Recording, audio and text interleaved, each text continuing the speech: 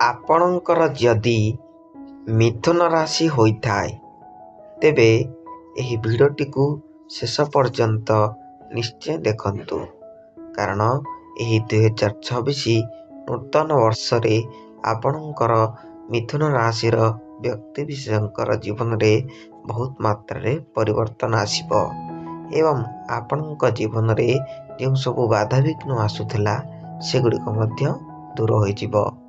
ତେଣୁ ଆପଣ ଯଦି ମିଥୁନ ରାଶିର ବ୍ୟକ୍ତିବିଶେଷ ହୋଇଥାନ୍ତି ଏବଂ ଈଶ୍ୱରଙ୍କୁ ସଚ୍ଚା ହୃଦୟରେ ବିଶ୍ୱାସ କରୁଥାନ୍ତି ତେବେ କମେଣ୍ଟରେ ଜୟ ଜଗନ୍ନାଥ, ଜୟ ଶନିଦେବ, ଜୟ ମହାଦେବ ନିଶ୍ଚୟ ଲେଖିବେ ଏବଂ ଭିଡ଼ିଓଟିକୁ ଶେଷ ପର୍ଯ୍ୟନ୍ତ ଦେଖିବେ। ଦେଖନ୍ତୁ, ସାଧାରଣତଃ ମିଥୁନ ରାଶିର ବ୍ୟକ୍ତିବିଶେଷମାନେ ବହୁତ ପରିଶ୍ରମୀ, ଦୟାଳୁ ମନୋଭାବ ରଖିଥାନ୍ତି ଏବଂ ତାଙ୍କର ପ୍ରତ୍ୟେକତଃ ନିଜର କର୍ମ ଉପରେ ଧ୍ୟାନ ରହିଥାଏ।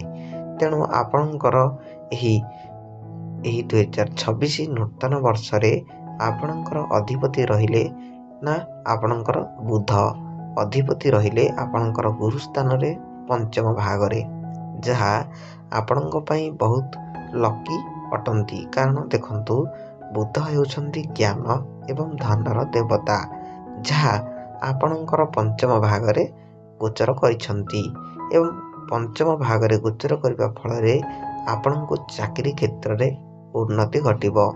ଆପଣ ଯଦି କୌଣସି ବିଜନେସ୍ କରିଥାନ୍ତି ତେବେ ଆପଣଙ୍କର ବିଜନେସ୍ କ୍ଷେତ୍ରରେ ମଧ୍ୟ ଉନ୍ନତି ଘଟିବ।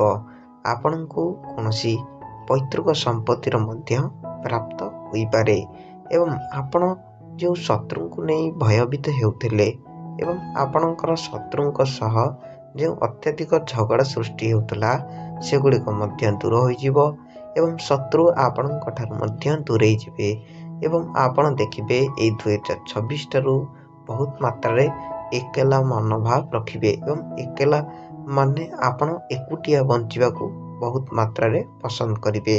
ସାଧାରଣତଃ ମିଥୁନ ରାଶିର ବ୍ୟକ୍ତିବିଶେଷମାନେ ବହୁତ ଈଶ୍ୱରଙ୍କୁ ଶ୍ରଦ୍ଧା କରନ୍ତି ଏବଂ ପରୋପକାରୀ ମନୋଭାବ ରଖିଥାନ୍ତି।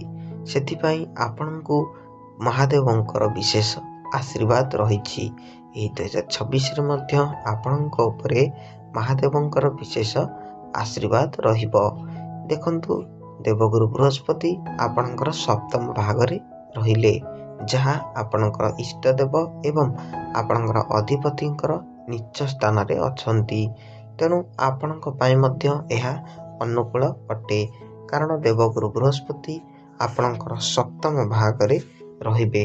ଫଳରେ ସପ୍ତମ ଭାଗରେ ରହିବା ଦ୍ୱାରା ଆପଣ ଯେଉଁ ପାରିବାରିକ କ୍ଷେତ୍ରରେ ବାଦ ବିବାଦ ସୃଷ୍ଟି ହେଉଥିଲା କିମ୍ବା ଆପଣଙ୍କର ଲଭ୍ ଲାଇଫ୍ କ୍ଷେତ୍ରରେ ବହୁତ ମାତ୍ରାରେ ବାଧାବିଘ୍ନ ସୃଷ୍ଟି ହେଉଥିଲା, ଆପଣଙ୍କର ଭାଇ ଭାଇ ମଧ୍ୟରେ ମଧ୍ୟ ପାଟିତୁଣ୍ଡ ସୃଷ୍ଟି ହେଉଥିଲା, କୌଣସି ପୈତୃକ ସମ୍ପତ୍ତିକୁ ନେଇ ମଧ୍ୟ ଆପଣଙ୍କ ମଧ୍ୟରେ ବହୁତ ଝଗଡ଼ା ଝାଣ୍ଟି ସୃଷ୍ଟି ହେଉଥିଲା, ଏଗୁଡ଼ିକ ସବୁ ଦୂର ହୋଇଯିବ ଏବଂ ଆପଣ ଦେଖିବେ ଆପଣଙ୍କର ଜୀବନରେ ବହୁତ କିଛି ପରିବର୍ତ୍ତନ ଆସିବ। ଆପଣଙ୍କର କଥାବାର୍ତ୍ତା, ଚାଲିଚଳନ ମଧ୍ୟ ସବୁ ପରିବର୍ତ୍ତନ ହୋଇଯିବ। ଆପଣ ବହୁତ ଈଶ୍ୱରଙ୍କୁ ଭକ୍ତି କରିବାକୁ ଲାଗିବେ ଏବଂ ବହୁତ ମାତ୍ରାରେ ଦାନ ପୁଣ୍ୟ ମଧ୍ୟ କରିବେ ଏବଂ ପ୍ରାୟତଃ ମିଥୁନ ରାଶିର ବ୍ୟକ୍ତିବିଶେଷମାନେ ଦାନ କରିଥାନ୍ତି ଏବଂ ଦୟାଳୁ ମଧ୍ୟ ହୋଇଥାନ୍ତି। କିନ୍ତୁ କିଛି ମାତ୍ରାରେ ମିଥୁନ ରାଶିର ବ୍ୟକ୍ତିବିଶେଷମାନେ ବହୁତ ଲୋଭୀ ମଧ୍ୟ ହୋଇଥାନ୍ତି। ତେଣୁ ଆପଣ ଯେତେ ମାତ୍ରାରେ ପାରିବେ ଲୋଭ କରିବା ଟିକେ କମ୍ କରିଦିଅନ୍ତୁ ଏବଂ ଆପଣ ଈଶ୍ୱରଙ୍କୁ ହରେ କୃଷ୍ଣ ମହାମନ୍ତ୍ର ମଧ୍ୟ ଜପ କରନ୍ତୁ। ଦେଖିବେ ଆପଣଙ୍କର ବହୁତ ମାତ୍ରାରେ ମଙ୍ଗଳ ଘଟିବ ଏବଂ ନବଗ୍ରହ ସ୍ଥିତି ମଧ୍ୟ ସୁଦୃଢ଼ ହୋଇଯିବ। ଆପଣଙ୍କ ପାଇଁ ଏହି 2026 ବର୍ଷଟି, ନୂଆ ବର୍ଷଟି ଆପଣଙ୍କ ପାଇଁ ବହୁତ ମାତ୍ରାରେ ଖୁସିର ଖବର ଆଣିବ। ଦେଖିବେ ଆପଣଙ୍କର ତକତ ରହିଗଲା ଆପଣଙ୍କର କ୍ୟାରିୟର ଲାଇଫ୍ ଉପରେ। ଦେଖିବେ ଆପଣଙ୍କର ସ୍ୱାସ୍ଥ୍ୟ ଉପରେ ଯଦି ଦେଖିବା, ସ୍ୱାସ୍ଥ୍ୟ ଗ୍ରହରେ ଆପଣଙ୍କର ସୂର୍ଯ୍ୟ ରହିବେ, ଯାହାକି ଆପଣଙ୍କର ଚର୍ମଜନିତ ସମସ୍ୟା, ଆଣ୍ଠୁଗଣ୍ଠି ବାତ କିମ୍ବା ଆପଣଙ୍କ ଯେଉଁ ଥଣ୍ଡା ଜନିତ ସମସ୍ୟା ହେଉଥିଲା ଏଥିରୁ ଆପଣଙ୍କୁ ସମ୍ପୂର୍ଣ୍ଣ ଭାବରେ ମୁକ୍ତି ମିଳିବ ଏବଂ ଶନି ଆପଣଙ୍କର ରହିଲେ ଦ୍ୱାଦଶ ଘରେ, ଯାହାକି ଆପଣଙ୍କ ପାଇଁ ବହୁତ ମାତ୍ରାରେ ପ୍ରଭାବ ପକାଇବେ। ଆପଣଙ୍କ ଉପରେ ପ୍ରଭାବ ପକାଇବା ଦ୍ୱାରା ଆପଣ କୌଣସି ମାତ୍ରାରେ ଯାନବାହନ କ୍ରୟ କରିପାରନ୍ତି ଏବଂ ଆପଣଙ୍କୁ ନୂତନ ବନ୍ଧୁ ମଧ୍ୟ ମିଳିବେ। ଆପଣ କୁଆଡ଼େ ଦୂରଯାତ୍ରା ମଧ୍ୟ କରିପାରନ୍ତି ଏବଂ ଆପଣଙ୍କୁ ବହୁତ ମାତ୍ରାରେ ଲୋକ ଭୟଭୀତ ହୁଅନ୍ତି। ଆପଣଙ୍କୁ ଦେଖିବା ମାତ୍ରେ ଲୋକମାନେ ଭୟଭୀତ କରିବେ।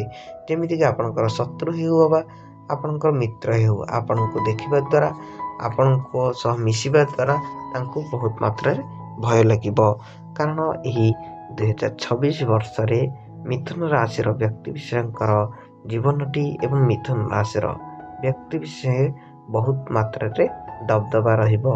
12ଟି ରାଶିଙ୍କ ମଧ୍ୟରେ ଆପଣଙ୍କ ରାଶି କ୍ଷେତ୍ରଟି ବହୁତ ମାତ୍ରାରେ ଉଦ୍ଘଟିତ ହେବ ଏବଂ ଆପଣଙ୍କ ରାଶିରେ ବହୁତ ମାତ୍ରାଟି ଉନ୍ନତି ଘଟିବ।